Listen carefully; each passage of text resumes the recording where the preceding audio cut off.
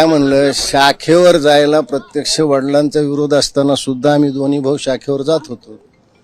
तर राज ठाकरे किंवा उद्धव ठाकरेच्या विरोधाला कोण भ्यायले? आज आपण इथे रामगिरीवरती आलेला आहात, नागपूरमध्ये दाखल झालेला आहात मुख्यमंत्र्यांच्या भेटीसाठी. काय कारण आहे भेटीचं? कारण की आपल्या नावाची बरीच चर्चा आहे की आपण सुद्धा लवकरच भाजपमध्ये सामील होत आहे. पहा, माझं एक वैयक्तिक काम आहे आणि मुख्यमंत्र्यांचे पारिवारिक संबंध आहेत. माझ्यासोबत वैभव खेडेकर आहेत, त्यांचं कसं भाजपमध्ये चालू आहे एवढं पाहण्यासाठी म्हणून मी आलो आहे.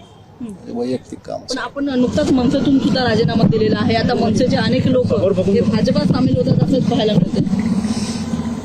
हे पहा, मनसेतून मी का बाहेर पडलो याचं स्पष्ट कारण असं आहे की ज्या हिंदुत्वाच्या प्रश्नाकडे किंवा मी स्वतः 2008 पासून राज ठाकरेंना एक हिंदुत्वाचा नेता म्हणून समजत होतो.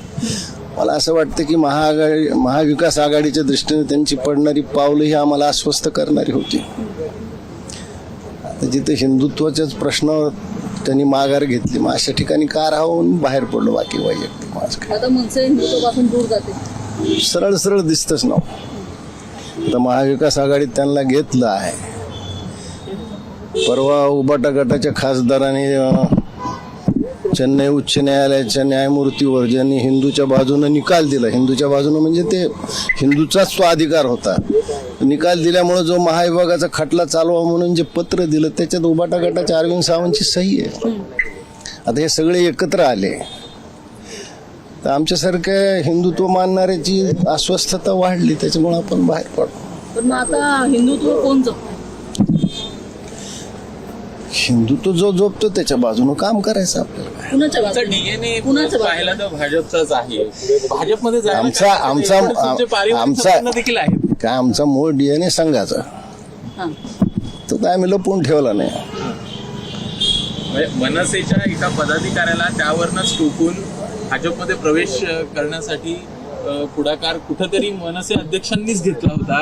त्या अनुषंगाने काही वैचारिक बैठक. मी काय म्हणलं, शाखेवर जायला प्रत्यक्ष वडिलांचा विरोध असताना सुद्धा आम्ही दोन्ही भाऊ शाखेवर जात होतो. तर राज ठाकरे किंवा उद्धव ठाकरेच्या विरोधाला कोण भ्यायले?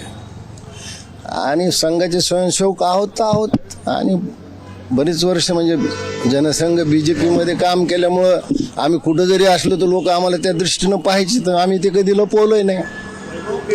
वैभव खेडेकर आता भाजपमध्ये आहेत आणि त्यांच्यासोबत खूप आनंदी आहेत ते. हे पहा, मग आता तुम्ही ज्या गाडीतून आलात, आता तुम्ही ज्या गाडीतून आला त्या गाडीवर देखील कमळाचं चिन्ह होतं. मग आता तुम्ही पण खुश होणार आहात?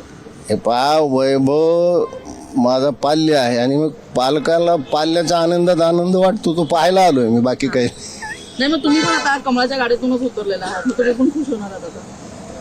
नाही, मी खुशच आहे ना. वैभव कमळाकडे गेला म्हणजे मी खुशच आहे. शेवटी तुम्ही कधी जाताय सोबत? मी गेलो काय नाही गेलो का, आता मला काय निवडणूक लढवायची का, काही पद पाहिजे का, असं काही नाही. नाही, पण असं आहे की तुमचा एक दबदबा राहिलेला आहे, तुमची एक ओळख आहे, त्याचा कुठेतरी भाजप हा फायदा तर घेईल ना. तुमचं ते तुम्ही जसं म्हणताय की त्यांनाही तुम्ही कामी येऊ शकता. ते भाजपनं ठरवायचे. त्यांना हे पक्क माहिती आहे की प्रकाश महाजन भाजपच्या विरोधात काम करणार नाही.